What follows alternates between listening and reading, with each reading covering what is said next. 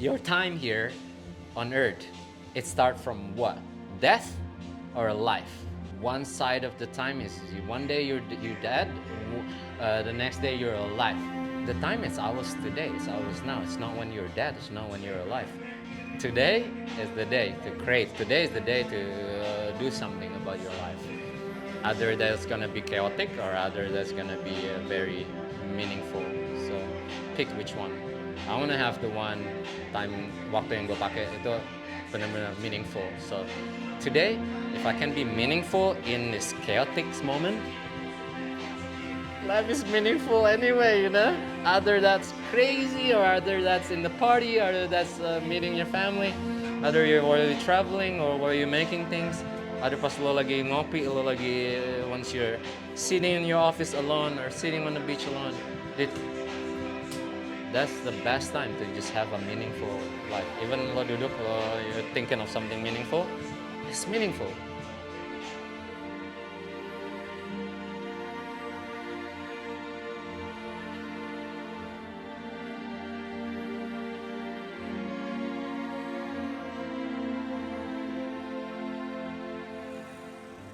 Saat lo ngomongin ketenangan, ini tempat meditasi gue gitu. Kayak pas gue kerja, gue milih ngerjain sesuatu yang gue seneng. Jadi itu nggak gue anggap sebagai kayak anjing gue harus kerja nih sekarang nih, it's tiring, fucking stressful. Karena lo ngerjain sesuatu yang bukan yang lo suka, bukan, it's not part of you. Sini aja Bu ya? Oh iya, makasih. I can be anywhere in the world, serame apapun tempat itu, tapi gue ngerjain, I'm doing what I love to do. Itu kayak safe place gue, itu safe zone gue.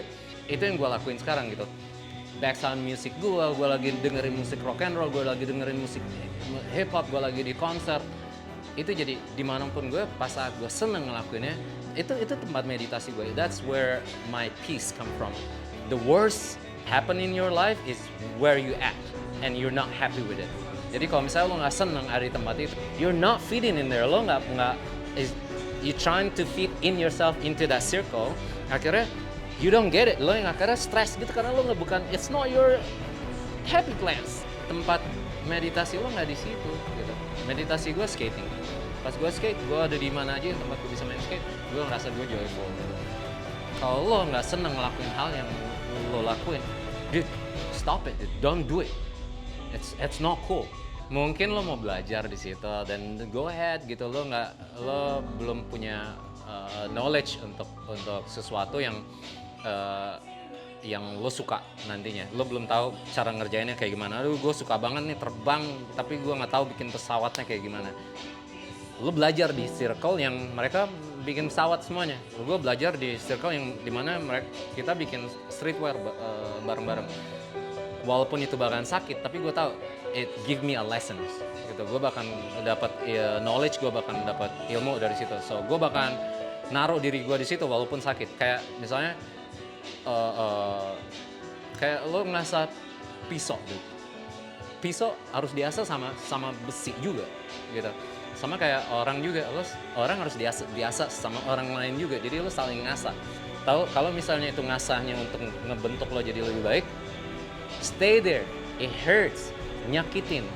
Tapi keluar dari situ, lo bakal you be as sharp as the knife you want to be, as the pisau yang lo mau jadi pisau setajam apa sih gitu. Ya lo asah terus diri lo. So gue ngasah itu di komunitas gue, di tempat gue. Di situlah gue berkembang, gue jadi who am I now gitu. Tapi there's still more to do, there's still more to learn about life. Going deep with this, okay. Kalau misalnya gue disuruh untuk jadi untuk produce film dan diambil dari kisah nyata gue bakalan mulai dari pas gue SMP. Nah, ini seru banget nih. Gue SMP, gue kan nyari duit gue tuh karena nyokap bokap gue kan benar-benar yang I come from a background of a family that are struggling to provide food on the table. So I'll be fighting with my brothers on about food, you know. So we'll fight to guess who can get more food gitu. Kan gara-gara Indomie, man.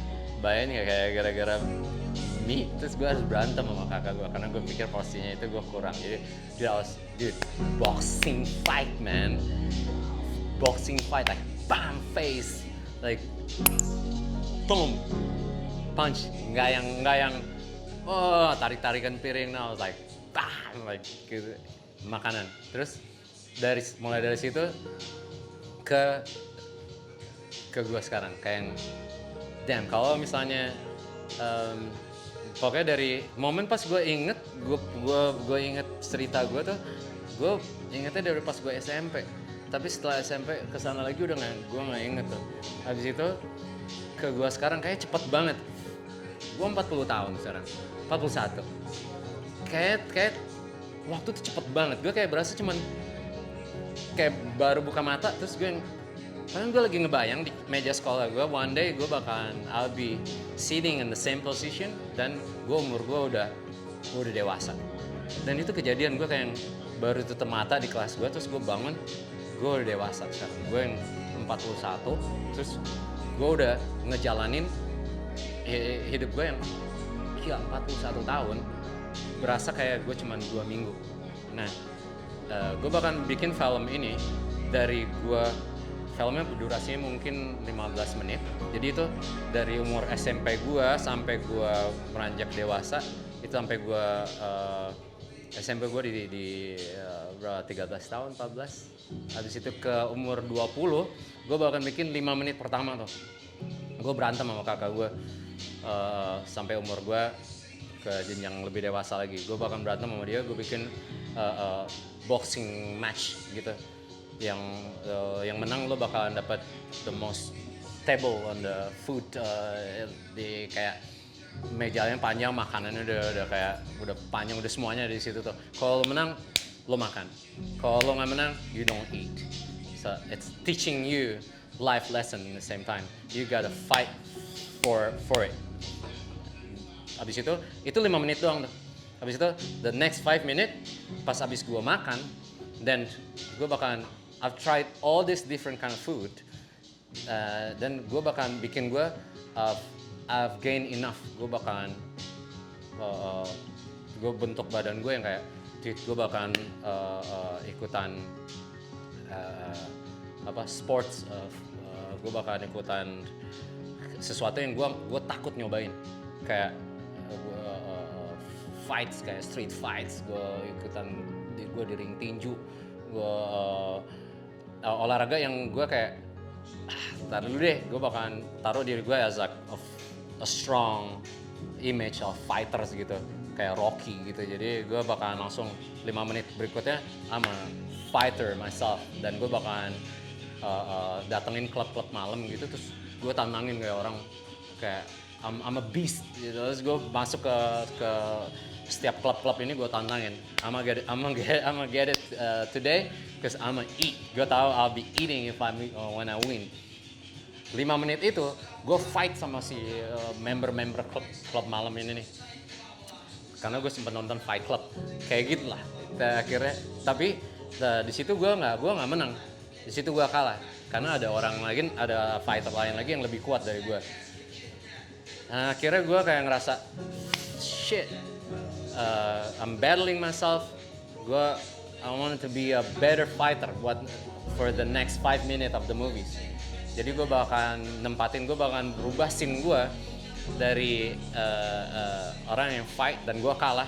I lost everything, I start from zero again. Jadi udah tinggal setengah lagi hidup gue bakalan mulai dari bawah. Gue bakalan belajar pertama di restoran, mungkin gue nyuci piring di situ, atau enggak gue bakalan kayak find a way to get myself back up, right? Akhirnya gue dipercayain sama si owner restoran itu karena kerjaan gue bagus. Jadi gue di-trusted gitu as a pengelola akhirnya. Setelah gue jadi pengelola, gue dipercayain untuk kita bisa bagi, dia kasih gue part of his business. Become a businessman myself. Habis gue jadi businessman, ini udah 5 menit terakhir gue nih. Gue bahkan bikin cuma 15 menit. Di 5 menit terakhir gue akhirnya punya apa kayak kekayaan gue tuh yang kayak because I'm a successful, bener-bener sukses banget kayak I gain so much money from the world. Sampai gue punya one big tower in Sudirman, di New York, di Paris. Like nothing else it will makes me I will match my richness song. Itu bakalan gue tuh 5 menit terakhir. Dan film itu akhirnya habis, itu seru banget gak sih? Itu habis tapi ada bonusnya. Masih ada bonus partnya. Jadi filmnya udah habis, bayangin nggak lo kayak ditunggu-tunggu untuk bangkit lagi, untuk akhirnya lo you have everything. But towards bonusnya, there's part of you they're missing something. Part of gue yang missing something. Gue udah punya semuanya, everything in the world. Like I have everything in this world. But one thing I don't have is love.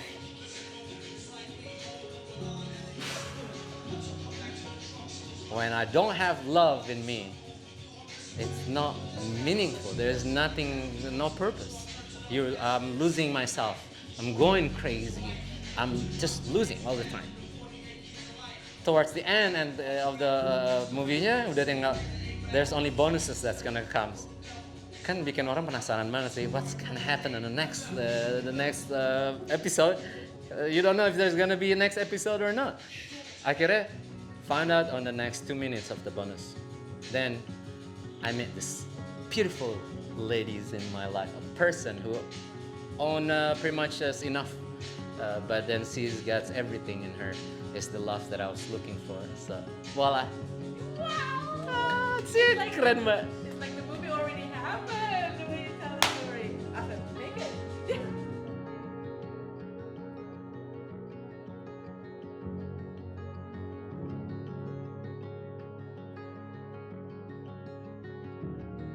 Ini kenapa project ini terjadi, karena gue mau menghidupi nyokap gue, karena dia udah melahirkan gue. Jadi dia jadi yang paling diutamain. Ma, dada dulu ke kamera. Itu dia, the mother of everyone. Dan ini dia Henry, the brain, the mastermind. Ini office buat brainstorming. Kita brainstorming di sini, terus sampling juga. Kalau sampelnya Henry udah beres, bakalan kita taruh sini. Next koleksinya apaan nih? Ini deh kita taruh di rak ini. Habis itu ini tadinya konsepnya bakalan jadi kayak kitchen gitu, kayak dapur.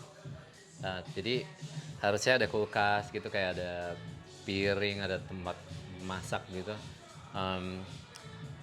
Tadinya mau dijadiin konsepnya let us cook.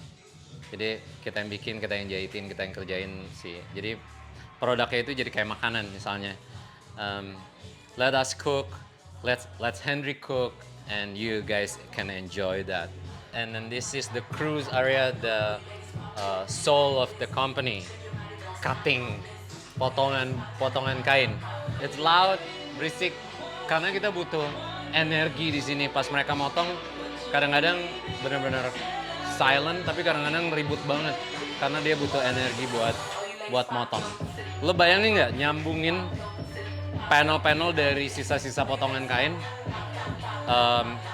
hampir tiap hari, jadiin satu panel. Jadi ini sisa potongan yang gede, kita jadiin satu produk lagi yang colorful gitu, dari sisa potongan yang gede. Audit, kameramen merangkap juga sebagai there must be no waste sekarang. Akuntan kita juga kreatif banget, Adit. Dan Ical is the head of the table. Jadi dia yang pastiin ada bahan nggak hari ini buat dipotong. Itu Ical. Dan ini panel-panel yang udah siap buat di stick, buat dijahit. Warna-warnanya udah disusun, udah disiapin buat dijadiin produk lagi. Jadi kita manfaatin lagi sisa-sisa potongan yang besar, jadi nggak kebuang. Ini pola-pola celananya, masterpiece-nya ini potongan yang kecil. yang ini tuh susah banget buat dijadiin produk lagi. Soalnya lo harus ngejahit potongan-potongan kecil ini buat jadi satu panel gede. It takes time, bisa seharian untuk bikin satu panel doang yang panjangnya 1 atau 2 meter. Itu juga non-stop lo ngejahit berjam-jam non-stop. Jadi kita harus cari, ini tuh kalau misalnya nggak dirapiin, ini kayak di lantai nyebarnya setiap hari itu minimum setiap hari itu 5-10 kilo yang kita potong. Itu dari sampahnya kita sendiri ya setiap hari. Jadi proyeknya kita nambah karena potongan yang kecil. Potongan kecil ini. Gua tunjukin ruangan yang berikutnya. Nah, kita tuh lagi ada tamu juga spesial di sini, Cila nih skateboardernya kita. Dan dia lagi practice lagi latihan buat masa depannya dia. Jadi atlet. Oke. Ini produknya, jadi kita shorts, pants, jaket. Nah, enak aja kalau udah jadi produk, dilihatnya kayak wah keren, enak banget. Tapi dari sini kita punya ini, dari produk ini setiap kali ada pembelian, ada order, berarti kita bikin dong, kita motong, dan ini setiap hari. Aminnya emang ada yang purchase, berarti kalau misalnya ada yang purchase kita punya waste dong, kita ada sampah ini. Dan gua sama anak-anak udah coba nyari solusinya gimana sampahnya ini nggak kebuang ke TPS. Gue bakal nunjukin sama lo semua produk yang kita bikin dari limbah potongan, sisa potongan kainnya. So, ini mejanya, ini dibikin dari limbah kainnya.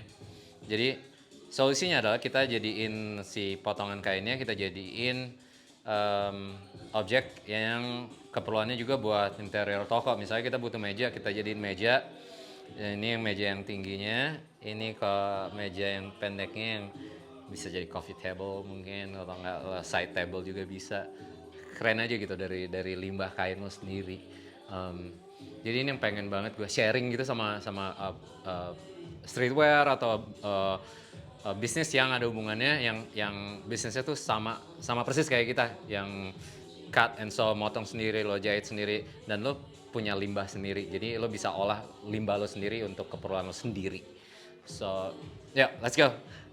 Kita ke tempat proses pembuatan objek atau pembuatan limbah dari kainnya. The dream is to create a door out of denim. Ini kan kita banyak banget si produknya kita dari denim. Jadi kita bakalan bikin produk yang gimana dia bisa kepake lebih lama lagi. Kalau misalnya kita kayak yang tadi kita bikin lagi jadi celana lagi. Kalau misalnya lo pakai celananya lagi 3 bulan, lagi setahun, lo bakalan masukin lagi ke wardrobe lo bakalan nggak kepake lagi. Tapi lo bayangin nggak kalau lo pakai limbah kain itu lo jadiin objek atau produk yang kepake lebih lama lagi. Jadi nggak harus balik lagi ke wardrobe lo, nggak harus lagi kebuang. Lo pakai celana atau baju lagi setahun 2 tahun boring, lo bakalan nampungnya di lemari lo, dan atau enggak kebuang. Dan kalau lo jadiin dia objek yang kepake lebih lama lagi, meja, pintu, lo jadiin kursi, lo pakai meja bisa, kalau misalnya lo udah nggak butuh meja lagi, lo bisa kasih lagi lo passing lagi tuh mejanya ke orang, ke rumah yang belum ada interiornya, atau temen lo yang nggak punya meja, lo bisa kasih meja yang tadi kita bikin. Terus kalau pintu, bayangin nggak, pintu lo bisa knock down, lo bisa lepasin dari rumah lo. Misalnya lo pindahan rumah, lo masih bisa lepasin pintunya itu, lo masukin, lo pasang lagi di pintu lo di rumah lo yang baru. Jadi gue pengen banget sharing awareness yang sebagai pelaku bisnis yang sama untuk jalanin solusi yang udah kita dapetin gitu. Kayak lo nggak perlu harus ngebuang limbah lo ke TPS, ke pembuangan sampah. Jadi bayangin nggak, satu brand doang si TV Star bikin 10 ton. Satu brand doang. Bayangin ada berapa limbah dari semua streetwear brand atau nggak company yang hubungannya sama manufacturing textiles, bikin produk dari bahan kain. Bayangin si waste atau limbah yang kekumpul satu Bali sendiri deh, nggak usah ngomongin Jawa, nggak usah ngomongin kota lain, Bali sendiri aja ratusan tempat garment atau tempat produksi buat produk. Dan lo bayangin nggak, 10 tahun TV Star doang, kalau digabungin satu Bali untuk dibuang ke TPS, it sucks, dude. Itu udah nggak cukup lagi, gue yakin tempatnya di sana. Ini jawaban dari problemsnya kita. Kalau misalnya potongannya itu bakal nyampah banget, jadi lo bisa giling si kainnya sampai dia bener-bener hancur banget, sampai partikelnya jadi kecil banget. Dan dia potongan sekecil apapun dia bakalan kepake buat produknya. Produk yang kita bikin adalah bata. Nah, habis compressing dia bakalan kering 12 hari. Dia emang agak lama prosesnya. Tapi kalau misalnya kayak lo kompres bata 10 bata hari ini, berarti lagi 12 hari lo punya 10 bata. Kalau lo kompres 100, lagi 12 hari lo punya 100. Kalau lo punya tempat lebih gede lagi buat ngkompres bata kain, lo kompres 1000, berapa kilo, berapa ton aja yang lo bisa olah, lo bisa recycle lagi untuk lo selamatin biar nggak kebuang lagi di TPS. Usahain kalau bisa si kain yang kita olah jangan kena air sebelum kita olah pakai formulanya. Kalau bisa kain kering, kain bersih. Jadi coba aja olah limbah lo sendiri, dan mudah-mudahan kita bisa hand to hand kerja bareng buat cari solusinya lebih lagi. Kan ini baru permulaan, mudah-mudahan lebih banyak lagi si bisnis yang sama bisa ngejalanin apa yang udah kita jalanin. So begitulah konsep si TV Star ini bisa sampai jadi fashion bata yang dibikin dari limbah fashion.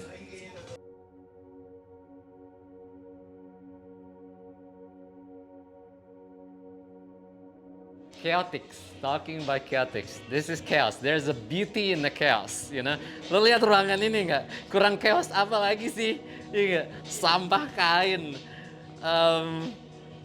Dude, nggak ada yang bener lah. Ini garasi, ini gudang. Dan gue tuh,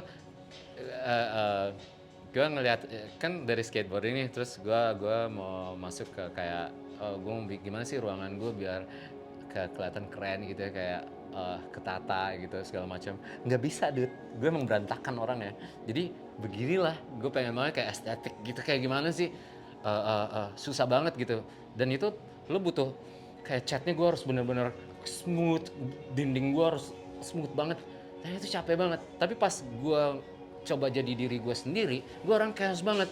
Ya painting lah di sana, inilah batu di sebelah sini, celana semua segala macam gue berantakin, tapi gue taruh di space-nya di sisi-sisi yang ya udah, di situlah papan skate, di sanalah tempat meja jahitnya, di sini tempat ngolah limbahnya. Ya nunjukin si space itu, nunjukin ini, this is me gitu, I'm chaos, like this is my chaotix gitu. And welcome to my chaos lifestyle. Tapi gue ngerasa inilah gue nggak perlu stres. Jadi gue seneng gitu di space gue sendiri. Tahu yang ngajarin gue siapa? Ade Habibie tuh. Tahu gak Ade Habibie? Dia ngasih gue buku. Kayak buku itu yang ada nggak? Ntar gue tunjukin bukunya. Gue punya buku tuh tentang space. Lo misalnya kayak dia cerita di bukunya tuh, dia ada satu farmer yang dia punya di belakang rumahnya, dia punya extra space gitu. Dia punya kayak tempat ruangan kecil, empty space kosong. Terus ada satu artis datang dan dia butuh tempat. Dia kasih, ya udah lo pakai tempat gue, lo bisa tinggal di situ. Leave it for a couple years. artisnya itu keluar dari apa gubuknya itu, dari tempat space yang belakangnya dia, orang itu pindah pergi. Pas dia lihat, cuy, tempatnya tuh berubah yang jadi kayak si karakter si artisnya yang dia tinggal di situ. So gue belajar, kalau lo punya space kosong, lo taruh satu orang yang punya ide kreatif, atau orang lo taruh artis di dalamnya, tuh tempatnya itu bahkan berubah jadi karakter si artis itu. Like a house, ya, homes for the person, ya kan? Lo create rumah, tapi yang bukan lo banget, kayaknya nggak cocok, ngerti kan? Kayak ini bukan gue gitu loh. It's a soul, it's like painting, right? It's show kayak lo bilang tadi kan, oh sekarang ini warna lo berubah, warna painting lo berubah, cause it shows who you are in the inside, no?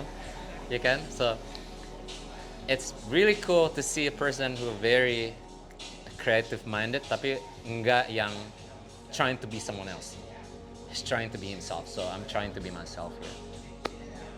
But of all these ideas, do you have anything like, I want to do more? Are you still looking like what's next to do? Yep. Yeah, what's next? What's after this? What's after sustainable bricks? What's after the recycles? Dan gue belum ketemu. What's next? I don't know. Still searching, still looking. Ya kan? It's still, yeah. So, yeah, that's a good question. Because every day, I'm thinking I have the same exact question. What's next? Itu yang bikin orang kayak, that's, being honest, that's making me waking up early morning to say, today, I'm gonna find out. Yeah, today I'm waking up to find out what's the mystery of my life. So I'm gonna go out there, fuck it. What's next? Yeah. Farming.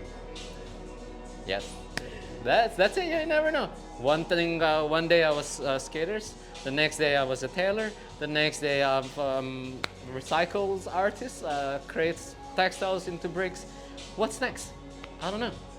Gotta know. No one knows. Or I know, but I just don't know what. You can? The path. Maybe next I'll find wife.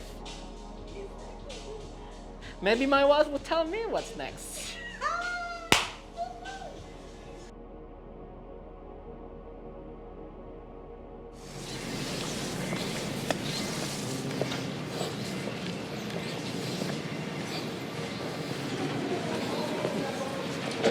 Check out the one of peninggalan dari Ade Habibie yang menginspirasi gue. Thanks to abang gue for stopping in my life. Studio. Dude, this is the book I was talking about. Keren banget.